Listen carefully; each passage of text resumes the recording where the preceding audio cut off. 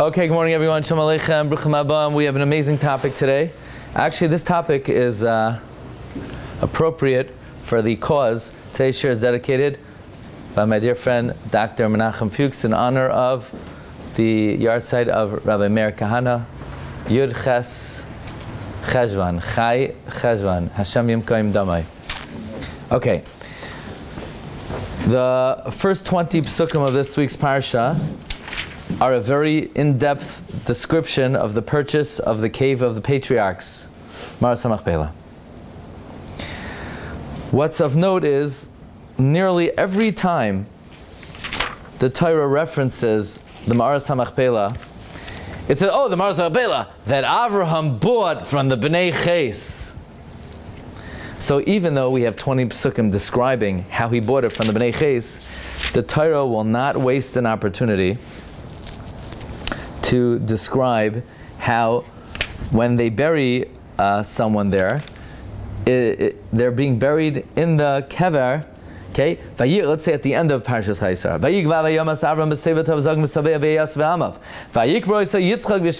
Where El Ma'aras Machpelah. Now, really, you would have thought it could stop there. Where El Sidei Ephraim ben Soichar Chiti Ashal Pnei Mamre. Okay, so now we got the address. We got a very exact address. And now we have to have the deed. Hasadeh Asher Kana Avraham Me'es Bnei Ches Shama Kubar Avraham B'Sara Eshta. I think we remember that Avraham bought it from the Bnei Ches. I think we remember that. It was the first 20 psukim of the Parsha. Then, let's talk about Parshas Vayechi. Yaakov Avinu tells Yosef, listen Yosef, my days are coming upon me.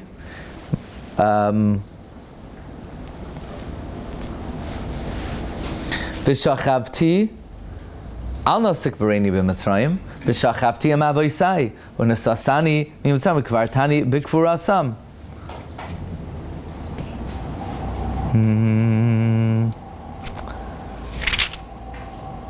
Let's see. And then Vayomer Yisrael Yosef Hine Anochi Meis Vayalchem Imadi. Okay. Then at the end of Vayechi, okay, here we go. Vayitzav Yisam Vayomer Aleim Ani Nesaf Elami Kivru Oisi El Avoisai. Where El Hama'ara Asher B'Stei Ephraim Hachiti. Where is the Ma'ara? Ba'Ma'ara Asher B'Stei HaMachpelah Asher Al Pnei Mamre Be'eretz Canaan. But Asher Kana Avraham Es Hasadeh Me'es Ephraim Achiti La'Chuzas Kavar. I think we know that already. We know how we got it. Why? Nearly every time we discuss the Maras HaMachpelah, we have to say how it was bought. In other words, if I send a message, shir tomorrow is at 8:30, at 5:30 Peninsula, in the house that was purchased on Erev Shavuos with the true mortgage company, I mean, it's not TMI, yeah? TMI. And then, by the way, we're not done. Because when Yaakov Avinu passes away, the pasuk says,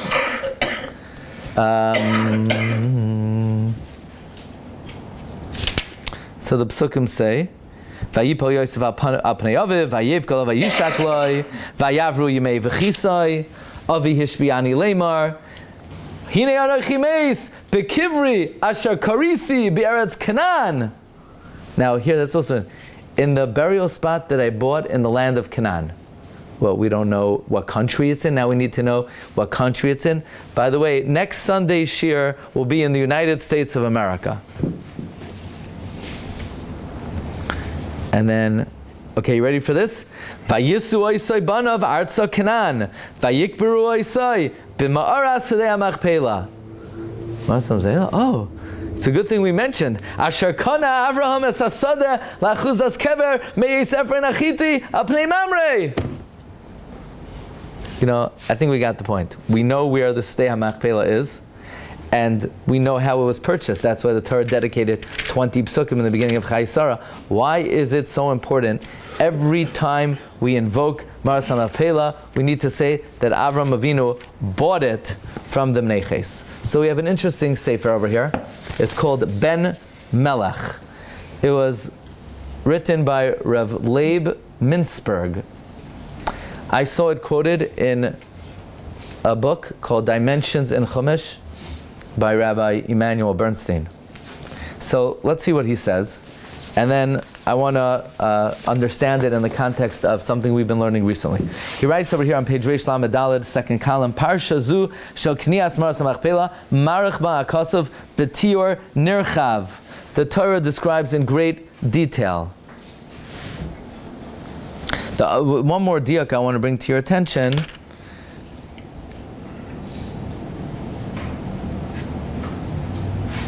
Okay. At the end it says, "V'achrechein kavar Avraham asar ishtay amar asadei haMachpelah al pnei mamrei hi chevron v'yeretz Kinyan." It's in Israel. Oh, I didn't realize. He buried her in Eretz Yisrael. Where was the burial? It was in Elmont, in Long Island, in New York, in the United States of America. You know, that kind of guy, you want to run. How much information is it giving you? You know, in the northern hemisphere, in the planet Earth, in the Milky Way.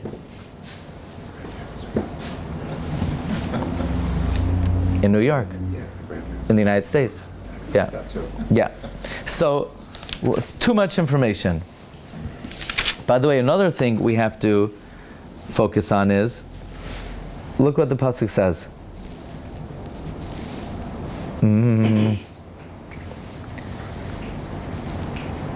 Vayakom sedei Ephraim asher b'Machpelah asher lefnei Mamrei hasadeh v'hamar asher b'chol ha'etz asher b'asad asher b'chol gvul saviv la'Avraham le'mikna le'enei v'nei ches b'chol ba'ei shar irai. So first, it became a purchase to Avraham before the eyes of the Bnei Ches, in the presence of all the people in the city. And then it says, after Vayakom hasad Avram lachuz kever, not me'es Bnei Ches. So there's a lot of repetition over here. Let's see what he says. He says, "V'rabim and Amfarshim tamal akach ma ba kol zel lamdein." What's this all teaching me? Ma chashivos v'amashmois hamyuchedes. What is the significance and the specific implication? B'kniyas hasadik v'rasara. So he has a very interesting observation. His observation is v'nira b'zeh ki kniyas hasada v'hamara asher ba haisa ha'hei achazus harishana shel am Yisrael ba'aretz. It was the first possession of the Jewish people in the land of Israel.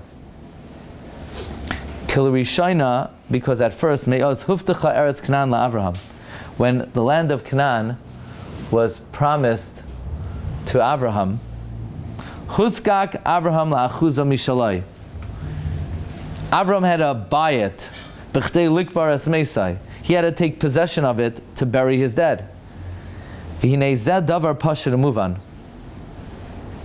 It is obvious, shamakam kfurasai shaladam, that a person's burial spot, misamel yoiser mikalas makaymai v'nachalasai, reflects more than anything else his ancestral ownership. Shechem b'chayev shaladam, in a person's lifetime, harei famim hu navanad b'chal aretz, people travel all over the place.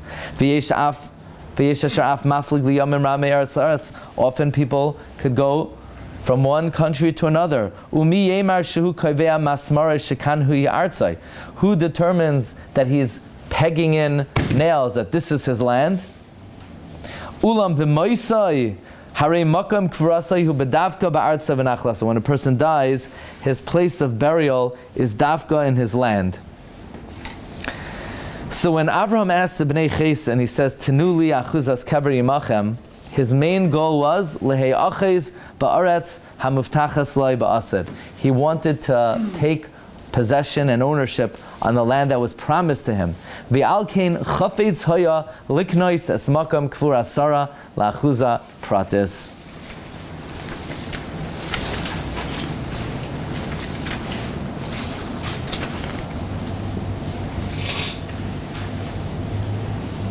Now, skip the next paragraph. Go to V'hinei b'nei ches tamu al bakashasai. The b'nei ches were astonished. Madua zakaku la'achuzas kever. Why do they need Davka, this ancestral plot. V'amru lai shema'inu adoni. They said, listen up, just bury your dead there. If you want a burial spot, we'll give it to you. Yinasin loy kever k'chal adam. We'll give you a very eminent spot. Avraham Avinu says, no, I don't want any gifts. I don't want any presents. I want to buy it. I want to buy it at full price, full purchase. It's not only because he was afraid Ephron would retract. He wanted to show full ownership on it. Kalaymar, final paragraph, she'ikr mashma'usa shel parsha zu, haynu mitam hachashivos hamyuchedes shenitna le'etzem kniyas hasada. The implication of this parsha is the importance that is being conferred on the purchase of this field. This was an integral part of the acquisition of Eretz Yisrael. In other words, his basic point is, the first acquisition of the Jewish people in the land of Israel is Ma'aras Machpelah. Okay, so that's the significance of the first 20 psukim of Parshas Chayei Sara. And it explains why every time we invoke the location of the Ma'aras Machpelah, we mention, by the way, Avraham bought it from the Bnei Ches. So let's study this a little bit. This was the first acquisition of Avraham Avinu in Eretz Yisrael. We mentioned, Parshas Lech Lecha, that Avraham Avinu made various acquisitions in Eretz Yisrael. For example, Hashem said, Kum hisalich ba'aretz la'arko l'rachba, walk in the land. And the Gemara Baba Basra brings the opinion of Rabbi Lezer, walking is a Kinyan. There's an opinion that Avraham Avinu built a Mizbeach, and that was a Kinyan in Eretz Yisrael. There was an opinion that Avraham Avinu pitched his tents. That was a Kinyan in Eretz Yisrael. There were many, Avraham Avinu plowed the land. There are many various Kinyanim that Avraham Avinu made in Eretz Yisrael. So why exactly, what's the significance of his purchase of the Ma'aras HaMachpelah? Avraham Avinu already made a Kinyan. So what is the big significance of this purchase over here? Kinyan has already been made. Could we say that when Avraham Avinu dug wells, that was Kinyan as well? Maybe digging the wells was a Kinyan. So I want to offer a few important ideas. Number one. Avraham Avinu comes to the Bnei Ches and he says, listen up. Ger v'toishav anochi imachem. I'm a stranger, I'm a toishav. Avraham Avinu says, either sell it to me or it's mine anyway. So I don't understand. Would you go over to somebody, sell me your jacket. I like the North Face because it's very insulated. Give it to me, sell it to me, or it's mine. Why would I ask somebody to sell me something that's mine? If it's mine, then let's just cut to the chase. Give it to me, it's mine. So why is Avraham Avinu even making the suggestion, sell it to me, because if you don't, I'm going to take it. So take it. It's yours. Why would you spend 1 penny on something that you own? And l'chara Avraham Avinu is right. He made various kinyanim here. Okay? Now, so I would say on a simple level like this,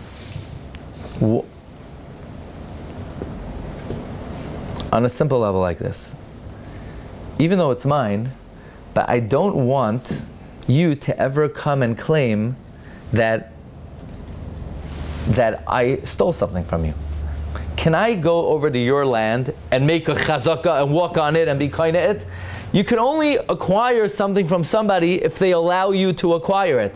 But if, let's say, you come into my land and you dig wells and you pitch a tent and you walk on it, it's meaningless. You know why? Because I'm the owner. All of these forms of acquisition only work if the owner of the land allow the purchaser to make those acquisitions. But if the owner says, get out of here, you don't own it, so you can make every kinyan in the world. It doesn't work. So the thing is, who's the owner? The owner is God. It's the first Rashi in Chumash. Rashi tells us that the reason why the Torah begins that Hashem created the world is so that we understand that HaKadosh Baruch Hu owns the world and He's given it to Avraham Avinu. So have no questions about the fact that Avraham Avinu is walking on the land of Canaan and digging wells on the land of Canaan and pitching his tent on the land of Canaan. God's the owner and He gave it to Avraham Avinu. But Avraham Avinu doesn't want to exercise that right only because he knows that at a later point in history, the New York Times are going to come and claim that we're colonizing the land. So Avraham Avinu wants to buy it so that to silence any accusations that anyone would have. So he goes to the Bnei Ches and he says, sell it to me. I prefer that you sell it to me. And I'm going to pay top dollar for it. But if you don't sell it to me, it is mine. So then why is Avraham buying it? Because Avraham Avinu knows that there's something called the New York Times. And he doesn't want anyone ever accusing that he is occupying land that doesn't belong to him. So Avraham Avinu says, do me a favor, sell me the land in full price. So I would say that what Rav Leiv Minsberg is offering is this is not the first necessarily acquired part of Eretz Yisrael, but it's the first acquisition that nobody can challenge because it was made with the consent of the seller and with a full-fledged kinyan that requires what we call das bailam. In fact, there's a Midrash that says there are 3 areas of land that were purchased openly with full kinyan so that the nations of the world should not ever be able to make any accusation against. It happened so the nations of the world should never be able to contest. It happens to be that these 3 areas that we have an obvious and blatant acquisition are the 3 most contested pieces of real estate in the whole world. And those 3 areas, the Midrash says, are the cave of the patriarchs, the tomb of Joseph, and the Temple Mount. Those 3 areas, the Midrash says, we have documented that it was purchased with a full kinyan and was bought by Avraham Avinu, by Yaakov Avinu bought Shechem, and by David HaMelech from the Yevusi. So it's interesting. So I would say the significance of Machpelah, it's not the first acquired area of Eretz Yisrael, it's the first acquired area that cannot be contested. So, the Bnei Ches says, we'll give it to you as a gift. But, Avraham Avinu doesn't want the imprint of the giver on the area of land. He's going to buy it fair and square for full price. That's one understanding. So the kinyan was just the karka itself, not the trees and... Oh, okay. So let's okay. That's one idea. Let's go to Rav Gifter. Okay? Take a look in the Sefer Perkei Torah from Rav Mordechai Gifter, Parshas Vayishlach, Parak Lamed Gimel, Psukim Yutes through Chaf. It says that Yaakov Avinu came, Vayiken es chelkas hasada, he bought the plain of the field, Vayatzev sham mizbeach, Vayikra loi keil Elokei Yisrael. What does the Seforno say? The Seforno is bothered. Why did he have to buy the field and then make the mizbeach? Just make the mizbeach. Yeah? The Seforno writes very short words. Ka'amroi, eich nashir Ashir Hashem al admas nechar. How can we sing the song of the Almighty on foreign soil? The reason why Avraham Avinu bought the field in Shechem is because if he would have just made the Mizbeach, then the Mizbeach could be construed to be on foreign territory. So he bought it, and then he made the Mizbeach. This way he's not in violation of Eich Nashir Ashir Hashem al Admas Nechar. Admas Nechar! This is Eretz Yisrael! The Rebbeinu Shalom gave it to Avraham Avinu, and Avraham Avinu was Kum Hasalich Ba'aretz, and he made a kinyan on it. Why would Yaakov Avinu have to buy the field? Okay, so right off the bat we see that even when something is given to you in Eretz Yisrael, until you buy it, it's foreign territory. Which would explain why Avraham Avinu wanted to buy the Maras Machpelah. We could, whatever the Seforno says for the Chelkas Hasada and Shechem, we could apply to the Maras Machpelah. That in other words, the same way we don't want to sing to Hashem on foreign territory, well, Avraham Avinu doesn't want to bury Sara in foreign territory. But the obvious question is, but it's not foreign territory because it was already given to Avraham Avinu. So look what Rav Gifter says. Was it given Avraham Avinu or his descendants? Because it says Ki lecha u'zaracha. Zarecha. So it's, but it wasn't really given yet. It's given in the future only after the 7 nations reach the fill of sin. Then Israel will come and take possession of it. But based on what we learned, Avraham Avinu made a Kinyan.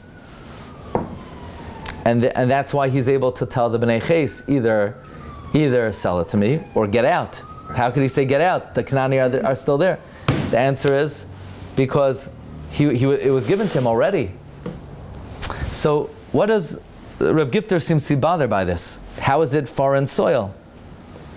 So similar to what the Parshat Drachim says, that what Rabbi Asi was saying, that Avraham Avinu was only given the guf hakarka, the actual land, Kinyan HaGuf, but he didn't have Kinyan Perot, which means the grass that grew in it did not belong to him. That's why, even though Avraham Avinu says, give me the field, if you don't give it to me, I'm going to take it, that's because he owns the land and he could bury Sara in the land. But Avraham Avinu doesn't own the grass that grows there. So Rav Gifter says similarly, Shechezkas akum be'Eretz Yisrael, the ownership, the possession of the nations of the world in Eretz Yisrael, goyremes b'chalois shem admas nechar. It gives us a status of foreign territory. For example, kid chazinan laman de amar de sfirule de yesh la'akum kinyan be'eretz af la'afkia midei trumay sumasreis. When a Gentile is in Eretz Yisrael, the Jew is no longer chayiv in Shumas and Masreis. Why? Listen carefully. Sha'oisan hasgulois haneflois hamyuchadois l'Eretz Yisrael bois lidei giluyan ho'amitis rak b'yishuv Yisrael be'eretz b'cheskas bailam. All the glorious mystical powers of the land of Israel only come to fruition when the Jewish people live there as owners. And that's the Yisod. The Gemara in Ksuba says that you're allowed to purchase land in Eretz Yisrael from a Gentile, even on Shabbos, and you could do Amir La'akum to tell them to write a shtar for you because of the mitzvah of Yishuv Eretz Yisrael. But we own the land. The answer is, listen carefully, so the way the Parshat Drachim says is we have Kinyan HaGuf, we don't have Kinyan Perot. Or he's saying it, that the full mystical benefits of being in Eretz Yisrael can only be materialized if you have ownership of the land. Okay? I would say it's the same thing. It's Kinyan Perot. Well, Kinyan Perot are eating the grass. Kinyan Perot are enjoying the mystical benefits. And the same way for Yaakov Avinu to be considered singing to HaKadosh Baruch Hu in the land of Israel, he had to own it. Likewise, I would say, why is it so important to be buried in Eretz Yisrael? Or in Hebron. So there's an idea, Api Kabbalah, the Pesach of Gan Eden is by the Maras Machpelah, and if you're buried in Hebron, you're buried under the Kisei HaKavod. All the great benefits of being buried in Eretz Yisrael, is that the Karka itself, or is that the Peiros? That's probably Kinyan Perot. So I would say exactly what the Seforno says, why Yaakov Avinu had to buy the field before he built the Mizbeach in order to enjoy the Kinyan Perot of Eretz Yisrael. Avraham Avinu had to buy, in other words, he already owned Kinyan HaGuf, but now he needs Sara to have the benefits of being buried in Eretz Yisrael. He needed a purchase. So basically, we said over this morning, two approaches in understanding the significance of buying the Maras Machpelah. Either this is the first purchase in the land of Israel. So you'll ask, what do you mean? We already own the whole land? No. We owned it, but it was an ownership that could be contested. The nations of the world said, look, we're still on it. We're still occupying it. Who exactly gave it to you? God? We're the owner. You imagine you go to somebody's house and you move in and the guy says, well, what are you doing here? You say, God gave it to me. Okay, very nice. Have a great day. So, but when Avram bought it, this was the first uncontested. In other words, this was the first ownership of the land of Israel that can't be contested. And in a sense, it gave us a handle on the land. This is not just Avram Avinu has a the Maras Machpelah. He now has, by the way, that's why the Torah emphasizes, the Maras Machpelah, which was where? It's in Canaan. Oh, thank you for telling me what country this little 4x4 is. No, by having an uncontested ownership in that little spot, it, so to speak, established his sovereignty over the entire country. That's why the Torah emphasizes what country the cave is in. And that's why every single time the cave is mentioned, it tells you how Avraham bought it and what country it's in. That's the approach of Rav Leiv Minsberg. Based on the Seforno later on, that Yaakov Avinu had to buy the field before he made the Mizbeach, because otherwise it has a din of admas nechar. And the way Rav Gifter explains it is that the nations of the world have the ability that through, if they're practically speaking occupying the land, they remove a certain status from the land. What the Parsha calls that they maintain Kinyan Perot, but we're saying that the mystical benefits are analogous to Kinyan Perot. By the same token, Avraham Avinu purchased with an absolute Kinyan from the Bnei Ches, the Maras Machpelah. Okay, Rabbi, have a great day. Which is interesting because Adam and Chava